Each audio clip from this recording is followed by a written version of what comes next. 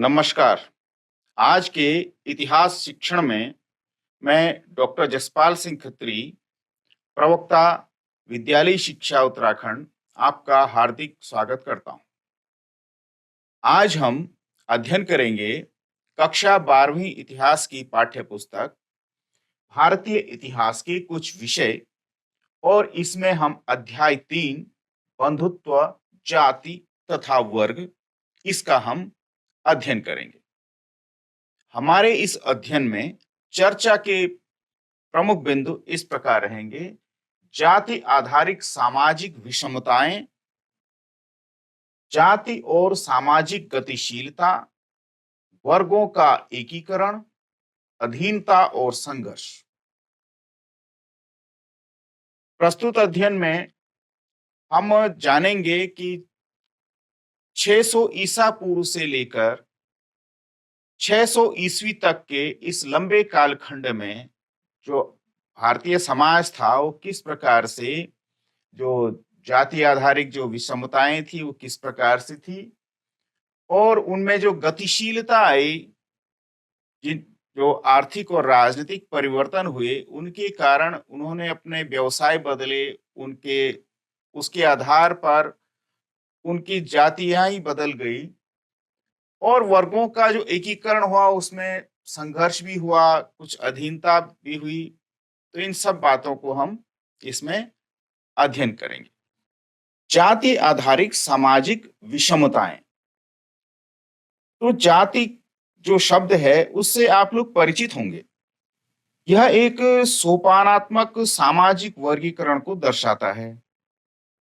धर्म सूत्रों और धर्म शास्त्रों में एक आदर्श व्यवस्था का उल्लेख किया गया था, जिसके निर्माता ब्राह्मणों का यह मानना था कि यह व्यवस्था जिसमें स्वयं उन्हें यानी ब्राह्मणों को पहला दर्जा प्राप्त है और एक दैवीय व्यवस्था उसे वे मानते हैं, इसमें शूद्रों और अस्पृश्यों को सबसे निचले स्तर पर रखा जाता था। तो इस व्यवस्था में जो दर्जा है संभवतः ये जन्म के अनुसार निर्धारित किया जाता था। धर्म सूत्रों और धर्म शास्त्रों में चारों वर्गों के लिए आदर्श जीविका से जुड़े हुए कई नियम मिलते हैं। इसमें ब्राह्मणों का जो कार्य है वो अध्ययन करना, वेदों की शिक्षा देना, यज्ञ करना और यज्ञ को करवाना, तथा उनका काम दान देना और लेना भी था। और जो क्षत्रिय थे तो क्षत्रियों का कर्म युद्ध करना, लोगों को सुरक्षा प्रदान करना, न्याय करना, वेद पढ़ना, यज्ञ करवाना और दान दक्षिणा देना था। अंतिम 3 कार्य वैश्यों के लिए भी थे, लेकिन उसके साथ साथ उनकी जो कार्य थे, कृषि, गौपालन और व्यापार का कार्य इनके द्वारा किया जाता था। तो शूद्रों के लिए एकमात्र जो उनकी जीविका थी वो जो उपरोक्त जो 3 उच्च वर्ण हैं उनकी सेवा करना था। तो इन नियमों का पालन करवाने के लिए ब्राह्मणों ने 2-3 नीतियां अपनाई। पहला, जैसा कि हमने अभी ध्यान दिया होगा, जिसमें बताया गया कि वर्ण व्यवस्था की उत्पत्ति एक दैवीय व्यवस्था है, यानी ईश्वर द्वारा निर्मित व्यवस्था है। दूसरा, वे शासकों को यह उपदेश देते थे कि वे इस व्यवस्था के नियमों का अपने राज्य में अनुसरण करें। तीसरा, उन्होंने लोगों को यह विश्वास दिलाने का प्रयत्न किया कि उनकी प्रतिष्ठा वो जन्म पर आधारित है और जन्म लेना ये किसी के वश में नहीं होता है, किंतु ऐसा करना आसान बात नहीं थी। इसलिए इन मानदंडों को बहुधा जो है महाभारत जैसे अनेक ग्रंथों में वर्णित कहानियों द्वारा जो है बल प्रदान किया जाता था। कई प्रकार के शास्त्रों में ऐसा भी नहीं था कि केवल क्षत्रिय ही राजा हो सकते थे, किंतु अनेक महत्वपूर्ण राजवंशों की उत्पत्ति अन्य वर्णों से भी हुई थी। मौर्य वंश जिसने एक विशाल साम्राज्य पर शासन किया, उनके उद्भव पर गर्मजोशी से बहस होती रही है। बाद के बौद्ध ग्रंथों में यह इंगित किया गया कि वे क्षत्रिय थे, किंतु ब्राह्मणी शास्त्र उन्हें निम्न कुल का मानते हैं। उनसे आगे जो जिन्होंने शासन किया, शुंग और कण्व, ये मौर्यों के उत्तराधिकारी थे, इनको ब्राह्मण माना गया है। वस्तुतः राजनीतिक सत्ता का उपभोग हर वह व्यक्ति कर सकता था जो समर्थन और संसाधन जुटा सके। तो राजत्व क्षत्रिय कुल में जन्म लेने के पर शायद ही निर्भर करता था, यानी राजा किसी भी वर्ण का हो सकता था। तो अन्य शासकों को, जैसे शक जो मध्य एशिया से भारत आए, ब्राह्मण, मलेच्छ, बर्बर अथवा अंतर्देशीय मानते थे इनको। किंतु संस्कृत के संभवतः आरंभिक अभिलेखों में एक प्रसिद्ध शक शासक रुद्रदमन, जो कि लगभग दूसरी शताब्दी ईस्वी में हुए, उनके द्वारा सुदर्शन झील का जीर्णोद्धार कराया गया, उसका वर्णन इसमें मिलता है। इससे ये ज्ञात होता है कि जो शक्तिशाली म्लेच्छ संस्कृति परिपाटी थी, तो उससे वो लोग अवगत थे। एक और महत्वपूर्ण और ध्यान देने वाली बात है कि सातवाहन कुल के सबसे प्रसिद्ध शासक गौतमी पुत्र श्री सातकर्णी ने स्वयं को एक अनूठा ब्राह्मण और साथ ही क्षत्रियों के दर्प का हनन करने वाला बताया था। उसने यह भी दावा किया कि 4 वर्णों के बीच विवाह संबंध होने पर उसने रोक लगाई थी, किंतु फिर भी रुद्रदमन के परिवार से उनके विवाह संबंध स्थापित हुए, जो कि शक राजा है। जैसा कि आप उदाहरण में भी देख सकते हैं कि जाति प्रथा के भीतर आत्मसात होना बहुधा एक जटिल सामाजिक प्रक्रिया थी। सातवाहन स्वयं को ब्राह्मण वर्ण का बताते थे, जबकि ब्राह्मणीय शास्त्र के अनुसार राजा को क्षत्रिय होना चाहिए। वे चतुर्वर्णीय व्यवस्था की मर्यादा बनाए रखने का दावा करते थे, किंतु साथ ही उन लोगों से वैवाहिक संबंध भी स्थापित करते थे जो वर्ण व्यवस्था से ही बाहर थे। और जैसा कि हमने देखा कि अंतर विवाह पद्धति का पालन करते थे, न कि बहिर्विवाह प्रणाली का, जो ब्राह्मणीय ग्रंथों में बिल्कुल भी बताया गया है। यहाँ पर हम देख सकते हैं कि सातवाहन शासक जो हुए, उनके सिक्के हैं ये, जो चांदी का सिक्का है, ये 4वीं शताब्दी ईस्वी में हुए। उस समय शक शासकों का भी पश्चिमी भारत में शासन चलता था। जैसा कि ब्राह्मणों ने बताया कि जो ये वर्ण व्यवस्था है, ये पूरी तरह से एक दैवीय व्यवस्था थी। तो अपनी मान्यता को प्रमाणित करने के लिए ब्राह्मण बहुधा ऋग्वेद में जो पुरुष सूक्त मंत्र है उसको उद्धृत करते थे, जो आदि मानव पुरुष की बलि का चित्रण करता है। जगत के सभी तत्व जिसमें चारों वर्ण शामिल हैं, इसी पुरुष के शरीर से उपजे थे। तो ब्राह्मण उसका मुंह था, उसकी भुजाओं से क्षत्रिय निर्मित हुआ, वैश्य उसकी जंघा थी और उसके पैरों से शूद्र की उत्पत्ति हुई। तो महाभारत के जो आदि पर्वण है उसमें भी एक कहानी दी गई है कि एक बार ब्राह्मण द्रोण के पास, जो कुरु वंश के राजकुमारों को धनुर्विद्या की शिक्षा देते थे, तो एकलव्य नामक एक वनवासी निषाद जो शिकारी समुदाय से था, वो आया। द्रोण ने उसे, जो कि धर्म को समझने वाले व्यक्ति थे, उसे शिष्य के रूप में स्वीकार करने से उन्होंने मना कर दिया। एकलव्य ने वन में लौटकर मिट्टी से द्रोण की प्रतिमा बनाई तथा उसे अपना गुरु मानकर वो स्वयं ही तीर चलाने का अभ्यास करने लगा। समय के साथ वह तीर चलाने में सिद्धहस्त हो गया। एक दिन कुरु राजकुमार अपने कुत्ते के साथ जंगल में शिकार करते हुए एकलव्य के समीप पहुंच गए। कुत्ता काले मृग की चमड़ी के वस्त्र में लिपटे निषाद को देखकर भौंकने लगा। तो क्रोधित होकर एकलव्य ने एक साथ 7 तीर चलाकर उसका मुंह बंद कर दिया। जब वह कुत्ता लौटा तो पांडव तीरंदाजी का यह अद्भुत दृश्य देखकर आश्चर्यचकित हो गए। उन्होंने एकलव्य को तलाशा, उसने स्वयं को द्रोण का शिष्य बताया। द्रोण ने अपने प्रिय शिष्य अर्जुन से एक बार यह कहा था कि वह उनके सभी शिष्यों में अद्वितीय तीरंदाज बनेगा। तो अर्जुन ने द्रोण को उनका यह प्रण याद दिलाया, तो द्रोण एकलव्य के पास गए, जिसने उन्हें अपना गुरु मानकर प्रणाम किया।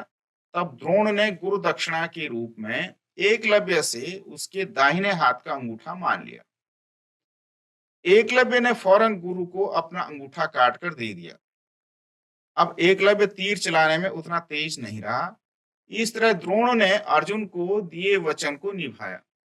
तो तब कोई भी अर्जुन से बेहतर धनुर्धारी नहीं बन सका। तो जाति और सामाजिक जो गतिशीलता थी, उसके विषय में हम जानते हैं। तो इस उपमहाद्वीप में ये बहुत प्रकार की सामाजिक जटिलताएं थी। तो ये जटिलताएं समाज की वर्गीकरण के लिए शास्त्रों में प्रयुक्त एक और शब्द जाति से भी स्पष्ट होती है। तो ब्राह्मणी सिद्धांत में वर्ण की तरह जाति भी जन्म पर आधारित थी, किंतु वर्ण जहां मात्र 4 थे, वहीं जातियों की कोई निश्चित संख्या नहीं थी।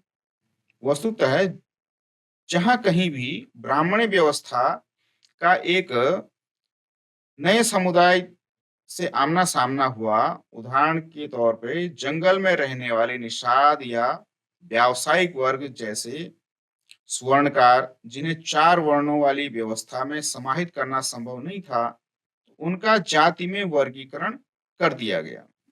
वे जातियां जो एक ही जीविका या व्यवसाय से जुड़ी हुई थी, उन्हें कभी-कभी श्रेणियों में भी संगठित किया जाता था। हालांकि इन समुदायों के इतिहास का लेखा-जोखा हमें कम ही प्राप्त होते हैं, किंतु कुछ अपवाद हैं, जैसे कि मंदसौर जो मध्य प्रदेश में है, वहां से मिला एक अभिलेख है, जो लगभग 5वीं शताब्दी ईस्वी का है। इसमें रेशम के बुनकरों की एक श्रेणी का वर्णन मिलता है। ये मूलतः लाट यानी गुजरात के निवासी थे और वहां से वो मध्य प्रदेश मंदसौर चले गए थे, जिसे उस समय दशपुर के नाम से जाना जाता था। तो यह कठिन यात्रा उन्होंने अपने बच्चों और बांधवों के साथ मिलकर के संपन्न की। उन्होंने वहां की राजा की महानता के बारे में सुना था, इसलिए वो उनके राज्य में बसना चाहते थे। तो यह अभिलेख जटिल सामाजिक प्रक्रियाओं की एक झलक देता है तथा श्रेणियों के स्वरूप के विषय में अंतर्दृष्टि प्रदान करता है। हालांकि श्रेणी की सदस्यता शिल्प में विशेषज्ञता पर निर्भर थी, तो कुछ सदस्य अन्य जीविका भी अपना लेते थे। तो इस अभिलेख से यह भी ज्ञात होता है कि सदस्य एक व्यवसाय के अतिरिक्त और चीजों में भी सहभागी होते थे। तो सामूहिक रूप से उन्होंने शिल्प कर्म से अर्जित धन को सूर्य देवता के सम्मान में मंदिर बनवाने पर उन्होंने इसको खर्च किया। तो वणिकों की भी इस प्रकार की स्थिति थी कि जो संस्कृत के ग्रंथ और अभिलेखों में व्यापारियों के लिए एक शब्द का प्रयोग किया गया है, वणिक। तो हालांकि शास्त्रों में व्यापार को वैश्यों की जीविका बताया है, अन्य स्रोतों में अधिक जटिल परिस्थिति देखने को मिलती है। जैसे जो शूद्रक नाटक है, शूद्रक का एक नाटक है मृच्छकटिकम। ये नाटक लगभग 4वीं शताब्दी ईस्वी में लिखा गया था। इसके नायक चारुदत्त को ब्राह्मण वणिक बताया गया है। तो 5वीं शताब्दी ईस्वी के अभिलेख में 2 भाइयों को क्षत्रिय वणिक कहा गया है, जिन्होंने एक मंदिर के निर्माण के लिए बहुत सारा धन यह दान दिया था। तो ऐसे ही रेशम बुनकरों के बारे में है। तो संस्कृत के जो अंश है, उसमें कहा गया कि कुछ लोगों को संगीत से अत्यंत प्रेम है जो कानों को प्रिय होता है। अन्य को गर्व है कि सैकड़ों उत्तम जीवनियों के रचनाकार होने का, तो इस तरह वे अनेक कथाओं से परिचित हैं। तो अन्य विनीत भाव से उत्तम व्याख्यानों में तल्लीन हैं। कुछ लोग अपने धार्मिक अनुष्ठानों में श्रेष्ठ हैं। इसी तरह अपने पर निग्रह रखने वाले वैदिक खगोल शास्त्र के पारंगत हैं। अन्य जन युद्ध करने में शूरवीर, शत्रुओं का अनिष्ट करते हैं। तो ये उल्लेख बताता है, ये सोर्स बताता है कि जो रेशम के बुनकर थे, उन्होंने अपने व्यवसाय को किस प्रकार से अन्य अन्य क्षेत्रों में बदल दिया। कोई कुछ बन गए, कोई वैदिक बन गए, कुछ शूरवीर बन गए, कुछ किसान बन गए। तो चार वर्णों से परे उनका एकीकरण किस प्रकार से हुआ, तो भारतीय उपमहाद्वीप में पाई जाने वाली विविधताओं की वजह से हमेशा यहाँ ऐसे समुदाय रहे हैं जिन पर ब्राह्मणी विचारों का कोई भी प्रभाव नहीं पड़ा था। संस्कृत साहित्य में जब ऐसे समुदायों का उल्लेख आता है, तो उन्हें कई बार विचित्र, असभ्य और पशुवत चित्रित किया जाता है। ऐसे कुछ उदाहरण वन प्रांतर में बसने वाले लोगों के हैं, जिनके लिए शिकार और कंदमूल संग्रह करना अपने जीवन निर्वाह का महत्वपूर्ण साधन था। निषाद एक ऐसा वर्ग था जिससे एकलव्य का जुड़ा हुआ माना जाता था। तो वो इसी का उदाहरण है जिसके बारे में अभी बताया है। तो यायावर पशुपालकों के समुदायों को भी शंका की दृष्टि से देखा जाता था, क्योंकि उन्हें आसानी से जो है बसे हुए कृषि कर्मियों के सांचे के अनुरूप नहीं ढाला जा सकता था। वो बिल्कुल अलग थे। तो यदा कदा उन लोगों को असंस्कृत भाषी, यानी वो संस्कृत नहीं बोलते थे, इसलिए उनको म्लेच्छ कहकर हेय दृष्टि से देखा जाता था। किंतु इन लोगों के बीच विचारों और मतों का आदान प्रदान होता था। उनके संबंधों के स्वरूप के बारे में हमें महाभारत की कथाओं में कुछ बातें ज्ञात होती है। जैसे महाभारत के जो आदि पर्व में एक बाघ सदृश पति की कहानी है। तो उसमें क्या है कि पांडव गहन वन में चले गए थे। जब वे थक कर सो गए, तो केवल द्वितीय पांडव यानी भीम, जो अपने बल के लिए प्रसिद्ध थे, वो रखवाली करते रहे। एक राक्षसी नरभक्षी राक्षस थे, मनुष्य की गंध ने उनको विचलित किया। उससे अपनी बहन हिडिंबा को उन्हें पकड़कर लाने के लिए भेजा। तो उसने अपनी बहन हिडिंबा को उन्हें पकड़कर लाने के लिए भेजा। तो हिडिंबा भीम को देख करके मोहित हो गई और एक सुंदर स्त्री के वेश में उसने भीम से अपने साथ विवाह का प्रस्ताव रखा, जिसे भीम ने अस्वीकार कर दिया। इस बीच वह राक्षस वहां आ गया और उसने भीम को मल्ल युद्ध के लिए ललकारा। भीम ने उसकी चुनौती को स्वीकार किया और उसका वध कर दिया। शोर सुनकर के अन्य पांडव वहां जग गए। तो हिडिंबा ने उन्हें अपना परिचय दिया और भीम के प्रति अपने प्रेम से उन्हें अवगत कराया। तो वह कुंती से बोली कि हे उत्तम देवी, मैंने मित्र, बांधव और अपने धर्म का भी परित्याग कर दिया है और आपके इस बाघ सदृश पुत्र का अपने पति के रूप में मैंने चयन किया है। चाहे आप मुझे मूर्ख समझें अथवा अपनी समर्पित दासी, कृपया मुझे अपने साथ लें तथा आपका पुत्र मेरा पति हो। ऐसा उसने विनय की। अंततः युधिष्ठिर ने इस शर्त पर विवाह के लिए अपनी सहमति दे दी कि भीम दिन भर हिडिंबा के साथ रहकर और रात्रि में उनके पास वापस आ जाएंगे। यह दंपति दिन भर सभी लोगों की सैर करते थे और समय आने पर हिडिंबा ने एक राक्षस पुत्र को जन्म दिया, जिसका नाम उसने घटोत्कच रखा। तत्पश्चात मां और पुत्र पांडवों को छोड़ करके वन में वापस चले गए।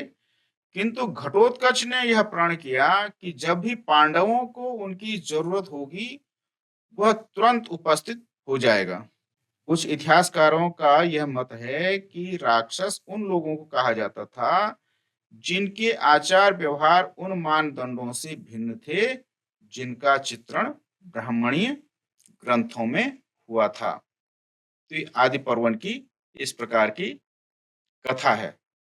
इसमें एक चित्र दिया गया है, एक भिक्षु का चित्रण है। तो पत्थर की मूर्ति पर बना है, गांधार कला का नमूना है जो तीसरी शताब्दी ईस्वी का है। तो इसमें बुद्ध को दिखाया गया है अपने शिष्यों के साथ। ब्राह्मण तथा कुछ लोगों को वर्ण व्यवस्था वाली जो सामाजिक प्रणाली थी वो उससे बाहर मानते थे। साथ ही उन्होंने समाज के कुछ वर्गों को अस्पृश्य घोषित करके सामाजिक वैषम्य को और अधिक प्रखर बनाया। तो ब्राह्मणों का ये भी मानना था कि कुछ कर्म खास तौर से वे जो अनुष्ठानों के संपादन से जुड़े हुए थे वो पुनीत और पवित्र थे। इसलिए अपने को पवित्र मानने वाले जो लोग थे तो अस्पृश्यों से भोजन स्वीकार नहीं करते थे। पवित्रता के इन पहलू के ठीक विपरीत कुछ कार्य ऐसे थे जिन्हें खास तौर से दूषित माना जाता था, जैसे शवों की अंत्येष्टि और मृत पशुओं को छूने वालों को चांडाल कहा जाता था। उन्हें वर्ण व्यवस्था वाले समाज में सबसे निम्न कोटि में रखा जाता था। वे लोग जो स्वयं को सामाजिक क्रम में सबसे ऊपर मानते थे तो इन चांडालों का स्पर्श यहाँ तक कि उन्हें देखना भी जो है अपवित्रकारी मानते थे। तो मनुस्मृति में चांडालों के कर्तव्यों की सूची मिलती है। उन्हें गांव से बाहर रहना होता था। वे फेंके हुए बर्तनों का इस्तेमाल करते थे और मरे हुए लोगों के वस्त्र तथा लोहे के आभूषण पहनते थे। रात्रि में वे गांव और नगरों में चल फिर नहीं सकते थे क्योंकि उस समय लोगों का आना जाना होता था। संबंधियों से विहीन मृतकों की उन्हें अंत्येष्टि करनी पड़ती थी तथा वधिक के रूप में भी उनको कार्य करना पड़ता था। चीन से आए एक बौद्ध भिक्षु फ्यानशियन जो कि लगभग 5वीं शताब्दी ईस्वी में आया था, उसका कहना है कि अस्पृश्यों को सड़क पर चलते हुए करताल बजाकर यानी ताली बजाकर अपने होने की सूचना देनी पड़ती थी, जिससे अन्य जन उन्हें देखने के दोष से बच जाएं। यानी देखने मात्र से इन्हें कष्ट हो जाता था। तो एक और चीनी यात्री जो श्वेनचुआंग थे, ये लगभग 7वीं शताब्दी ईस्वी में आए। वो कहते हैं कि वधिक और सफाई करने वालों को नगर से बाहर रहना पड़ता था। अब्राह्मणीय ग्रंथों में विचित्र चांडालों को जीवन विश्लेषण करके इतिहासकारों ने ये जानने का प्रयास किया कि क्या चांडालों ने शास्त्रों में निर्धारित अपने हीन जीवन को स्वीकार कर लिया था या यदा कदा इन ग्रंथों के जो चित्रण हुए और ब्राह्मणी ग्रंथों में जो चित्रण है उनमें कोई समानता है। परंतु कभी कभी हमें एक भिन्न सामाजिक वास्तविकता का भी संकेत मिलता है। तो जैसे बोधिसत्व जो कि गौतम बुद्ध के ही पूर्व जन्मों के रूप थे, तो उसकी कहानी में एक चांडाल का वर्णन आता है। तो क्या चांडालों ने अपने को समाज की सबसे निचली श्रेणी में रखे जाने का प्रतिरोध किया? तो एक कहानी है जो पाली में लिखी गई मातंग जातक से ली गई है। तो इस कथा में बोधिसत्व यानी पूर्व जन्म में जो बुद्ध रहे, उस एक चांडाल के रूप में जब बुद्ध रहे तो उसका रूप चित्रण है ये। तो कथा है, एक बार बोधिसत्व ने बनारस नगर के बाहर एक चांडाल के पुत्र के रूप में जन्म लिया। तो उनका नाम था मातंग। एक दिन वो किसी कार्यवश नगर में गए और वहां उनकी मुलाकात दिथ मांगलिक नामक एक श्रेष्ठी व्यापारी की पुत्री से हुई। उन्हें देखकर वह चिल्लाई, मैंने कुछ अशुभ देख लिया है। यह कहकर उसने अपनी आंखें धोई। उसके क्रोधित सेवकों ने मातंग की जमकर पिटाई की। तो विरोध में मातंग व्यापारी के घर के दरवाजे के बाहर जाकर लेट गए। 7वें रोज घर के लोगों ने बाहर आकर दित्य को उन्हें सौंप दिया। यानी दित्य की जो है वो मातंग के हवाले कर दी गई, यानी उससे विवाह कर दिया उसका। तो दित्य उपवास में क्षीण हुए मातंग को लेकर चांडाल बस्ती में गई। घर लौटने पर मातंग ने संसार त्यागने का निर्णय लिया। अलौकिक शक्ति हासिल करने के उपरांत वह बनारस लौटे और उन्होंने दित्य से विवाह कर लिया। मांडव्य कुमार नामक उसका एक पुत्र हुआ। बड़े होने पर उसने 3 वेदों का अध्ययन किया तथा प्रत्येक दिन वह 16,000 ब्राह्मणों को भोजन कराता था। तो इस प्रकार से उसकी वर्ण व्यवस्था के अनुसार उसके दिन जो है मुक्ति के पूरे हुए। तो एक दिन फटे वस्त्र पहने, मिट्टी का भिक्षा पात्र हाथ में लिए मातंग अपने पुत्र के दरवाजे पर आए और उन्होंने भोजन मांगा। तो मांडव्य ने कहा कि वे एक पतित आदमी प्रतीत होते हैं, अतः भिक्षा के योग्य नहीं, भोजन ब्राह्मणों के लिए है। मातंग ने उत्तर दिया कि जिन्हें अपने जन्म पर गर्व है पर अज्ञानी हैं, वे भेंट के पात्र नहीं हैं। इसके विपरीत जो लोग दोष मुक्त हैं, वे भेंट के योग्य हैं। मांडव्य ने क्रोधित होकर अपने सेवकों से मातंग को घर से बाहर निकालने को कहा। मातंग आकाश में जाकर अदृश्य हो गए। जब दित्य मांगलिक को इस प्रसंग के बारे में पता चला तो वह उनसे माफी मांगने के लिए पीछे आई। मातंग ने उससे कहा कि वह उनके भिक्षा पात्र में बचे हुए भोजन का कुछ अंश मांडव्य और ब्राह्मणों को दे दें। इस प्रकार बुद्ध और उनके पूर्व जन्मों की जो कथा है तो वो इस प्रकार से इसमें आती है। इस अध्याय में कुछ मूल्यांकन के लिए आपके पास हैं जो हमने अभी पढ़ा है कि 4 वर्ण और उनके कर्तव्य आपको बताए थे। उनके विषय में आपको बताना है कि वो 4 वर्ण कौन-कौन से हैं और धर्मशास्त्रों में उनके क्या-क्या कर्तव्य बताए गए।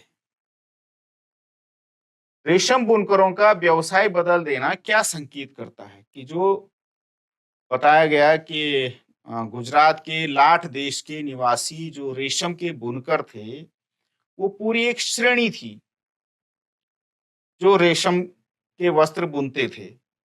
वो जो हैं मध्य प्रदेश के मंदसौर, जिसको दशपुर कहते थे, वहां आकर के बस गए और वहां के राजा से उन्होंने आग्रह किया कि हम आपके राज्य में रहना चाहते हैं।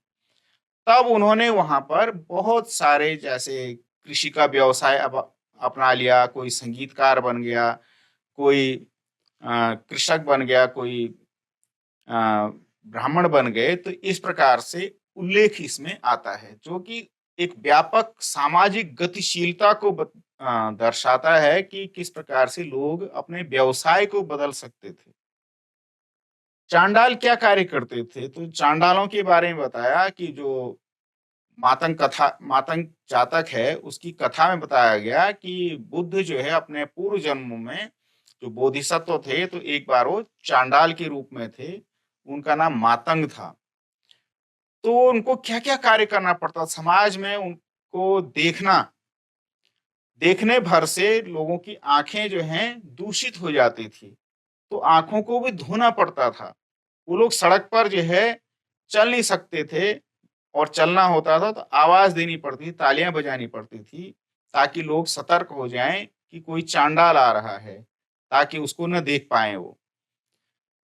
तो ऐसे लोग भी चांडाल थे जिनको कि समाज ने मुक्ति प्रदान की और श्रेष्ठी समझे जाने वाले बड़े जो समाज के वर्ग थे, उसने उनको अपनी पुत्री तक का भी उनसे विवाह कराया था। तो ये इसमें बता सकते हैं। एकलव्य की कथा है जिसमें सामाजिक गतिशीलता के विषय में बताता है। एकलव्य जो है वो वनवासी था और वनवासी होने के कारण जब वो गुरु द्रोण के पास आए तो गुरु द्रोण ने उसको शिष्य के रूप में स्वीकार नहीं किया। तो वो वन में जा करके अपना हथियार चलाने का, शस्त्र सीखने का कार्य उसने किया। तो ये कथा ये बताती है कि